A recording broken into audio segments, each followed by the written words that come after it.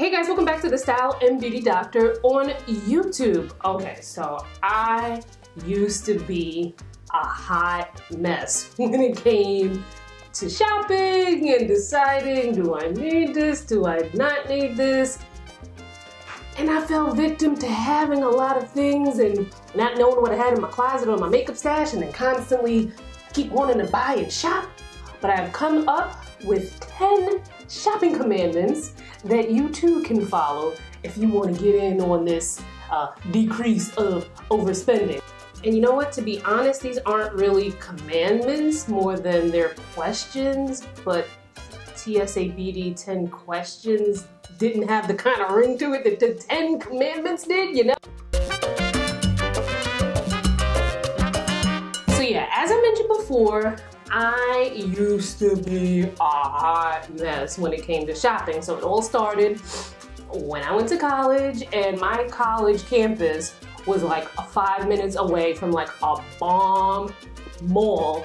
And I would have these like 2 to 3, sometimes even 4-hour breaks in between classes. And I'm like, oh, instead of going back to my dorm to sleep, like, why don't I just go like get a Louis Vuitton bag? Like, what college student thinks like that, right? That was me. Then it kind of continued on in my early 20s when I graduated from college, had my first job out of school, worked in Manhattan, like not even minutes, like I feel like seconds away from some of the best shopping in New York City, period. So I was going on my lunch break coming back with MAC eyeshadow palettes, everything from all the limited edition collections, clothes, like all this stuff, and like kind of like tuck it underneath my office desk so that my coworkers wouldn't see and you know, be judging me. Now in my 30s, I still love makeup, skincare, clothes, you know, that kind of stuff, home decor, love to shop.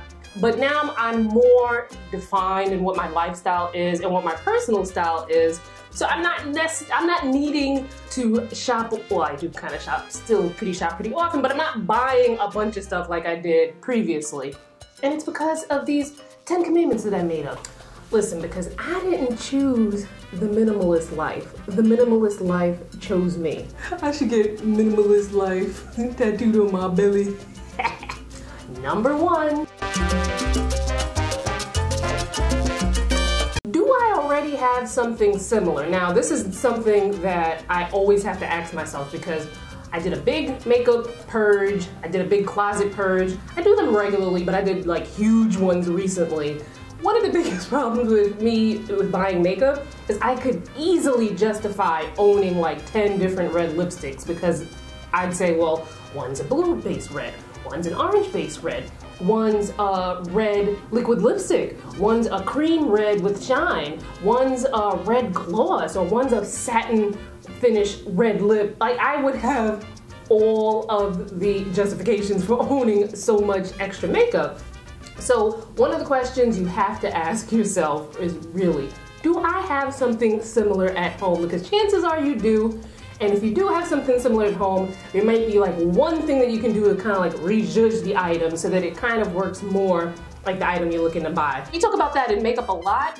I have blog posts and even videos on that as well, so make sure you check out the description box. One in particular is how to get your foundation to do the most, which is the blog post that I did. Check the description box for the link. Number 2. Do I really love this? Like, seriously, do I really love this? Because a lot of times we see things that are marked down like 80%, 90%, like some crazy, crazy deal. And you're so excited about the thrill of the deal that you might not even really love the item. So practice only buying things that you absolutely love. If it's just like, meh, or you know you look good in V-necks and the item's a crew neck, but it's $2, don't get it. Make sure you love it. Number 3. Will it go with multiple items in my closet or in my beauty stash? This is extremely important because if you really want to have like that great capsule wardrobe and you're not looking to have a bunch of just things that don't go with anything, you definitely want to make sure that the item you're considering buying goes with, I can't even give you a number. It has to go with like basically everything in your closet. Maybe not everything, but a majority of things. It has to be able to seamlessly work within either your wardrobe or your makeup stash. So for instance, that's one of the questions I really, well, all of these are questions that I really ask myself, but that one in particular is super important to me because I love clothes, I love shoes, I love accessories, I love so many things, but I had to realize that like, okay, I'm really like in love with the idea of these things as opposed to having them and owning them and wearing them a lot, because I don't want to do like the 80-20 thing with my closet, like where I only wear 20% of my wardrobe 80% of the time. I want my wardrobe to be pieces that I can just pull and wear with anything and interchange, and I can zhuzh it up for the day or zhuzh it down or whatever it is. And the same thing has to happen with my makeup. So for instance, it is funny, this has been like a kind of like ongoing push and shove when it comes to especially like lip swatches on the blog, and not really here on YouTube because we're fairly new in our relationship here on YouTube, but definitely on the blog. So I have this thing where I do not like very light nude lip colors. I do not like them. They look good on certain people. For me, if I have to do extra work in order to make a color work, it makes no sense to buy it. For instance, there's like those like really light pink lip colors, and if a brand sends me the colors, I'm going to swatch them to show you what the colors look like, but I'm not gonna like add anything like a lip line or another color to mix it with what have you, because I'm showing it to you straight up. I get comments every now and then, why don't you wear a brown lip liner with it? It'll look better. I'm like, well, one, I'm trying to show you what the color looks like on its own. And two, I do not like wasting my money on items that I can't use on their own. And biggest thing, there are nude lip colors or any kind of lip color, what have you, that are sold out there that are perfect as is. So you don't have to go buy, you know, 50 million lip liners just to get one color to work. So that's the tip. Number 4. Is it really worth the price? That is something that you really need to think of before you buy something. So for instance, again, we talked about earlier about the thrill of the sale, like the sale and something being decreased is really exciting and you're so excited you want to get it. Because who doesn't want to be the person to talk about like, girl, look at this skirt, this Valentino skirt that I got for $2 at the outlet sale, which actually did happen to me, and I'll put a picture here so you can see it. But the thing with that skirt, I loved it and it was like, oh my God, I have bragging rights here. But child, that skirt fell apart like nobody's business. I mean, it was just $2, but still, like it would have been awesome if my $2 Valentino skirt was still here with us so that I could wear it and show it to you. Don't get caught up in something being on sale if it's not an item that you're going to use a lot in your wardrobe or in your makeup routine. And then just because something is pricey doesn't mean that it's superior and it's gonna do much better things. And then also we kind of have to watch out for buying things that are inexpensive just because it's like, oh my God, I'm saving so much money. The product might not be worth it. You might have to use something else to get it to work properly, or it may not last, or what have you. And then it's like, well, every time I buy this, it's $2 and I had to buy 5 of them when you could have just bought something that was $10 that works and save yourself all the time and energy, you know? Okay, poll time. Let me know. Hopefully it works if we put it up here. Make sure you click on this one because then that way I can easily see the answers.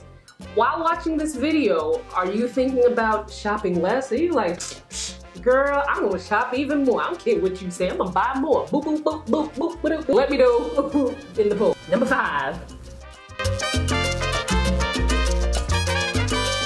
Can you find it cheaper somewhere else? This is why I love the internet, social media, all that good stuff, because you are able to quickly go on your phone or your computer or what have you and look up the price of an item to see if you can find it someplace else cheaper. And this is another reason why I love online shopping, besides the fact that I can do it at any time that I want. and be looking any old way.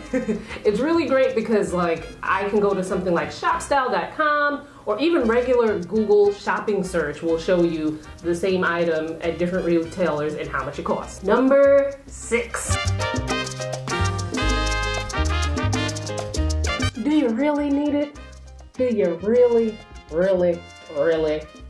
need it? So one thing that I've done recently to help me with the, do you really need this? Do you really actually need this or want this item? Is I created a secret board on my Pinterest called my wish list.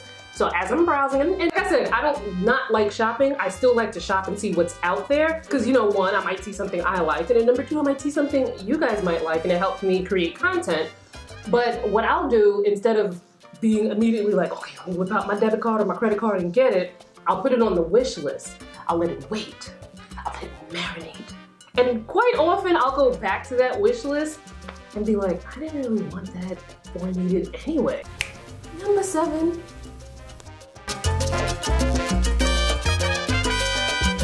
Now this one, we gotta get really like deep in the subconscious. And you wanna ask yourself, why am I really buying this? Like, what's going on with me? Am I sad? Am I angry? Am I feeling a little depressed? Am I just bored? Like, check your feelings before you decide to shop. Number 8. Okay, so for those of us who don't have a lot of space, or even if you do have a lot of space, if it, you know, storage can get really expensive, you gotta ask yourself, where am I even going to store this? So, for instance, I love shoes. Who doesn't? But for me, I cannot have too many pairs because I love the way that some people have like the bookshelves with the shoes on top, and it looks so chic to me. But for me personally, I can't have shoes out. Like, it makes me feel like, ha! So I like my shoes to be stored. I keep my shoes in the upper, what do you call it, the shelf in the closet. So they're away, I can't see it. But there's only but so many pairs of shoes that can fit there. And then I have like I call like my knockabout running errand shoes, like my snow boots, because it's, you know, wintertime right now. Or like my sneakers that I go to, like, you know, just go run to the store or what have you. Those shoes are in the linen closet, not the linen closet, the coat closet. So I can only fit but so many. If I get a new pair of shoes, I have to make a decision on taking an old pair out to make room for the new one. So if you can't store it, why are you buying it, boo? Why are you buying it? Number 9, almost at the end. You also want to ask yourself, how long is this thing gonna last? Like, for instance, there's certain makeup products that have expiration dates. So if you buy something and you're like, oh, you know, I'm just gonna get another highlighter. You know, I have 10, but you know, whatever, they're all different. I'm gonna get another highlighter. Or I'm gonna buy another cream foundation, or, you know, I'm gonna buy another lipstick. These things all have expiration dates, and it's not possible to use them all at the same time. So you really wanna think, how long is this gonna last me? And drum roll please. Number 10. How is this purchase going to impact the planet? Now this is something that I need to ask myself more often as well. So back in 2016 in the summer, I went on this trip to a bunch of different countries, and within the countries, a bunch of different cities in Europe. So when I went to Germany, I visited Berlin and Hamburg. So in Hamburg, one of our tour guides who worked for the tourism board, she's so super cool, and like every day she had at least like 5 things on that I was like, where did you get that? I want that. Because she was just so cool. So we kept in touch, and she wound up working for an environmental company, you know, in Germany. We still keep in touch, and she would send me articles and things.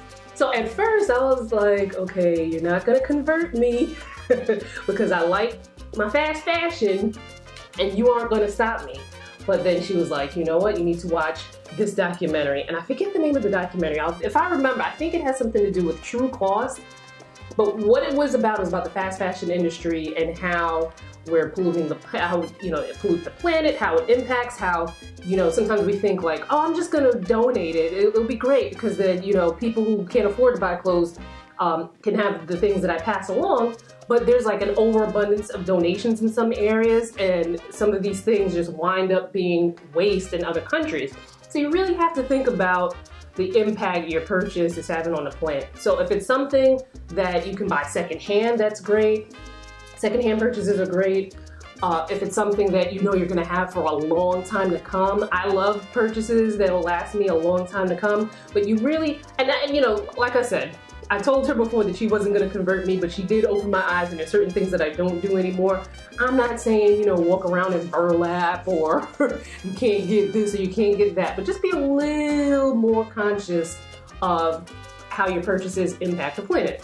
So of course, how you're going to pay for your item is definitely something that factors in, but it was a topic that I felt needed to be discussed in its own video. So down the line, stay tuned for a video on credit cards and financing. Make sure you're subscribed so you don't miss it.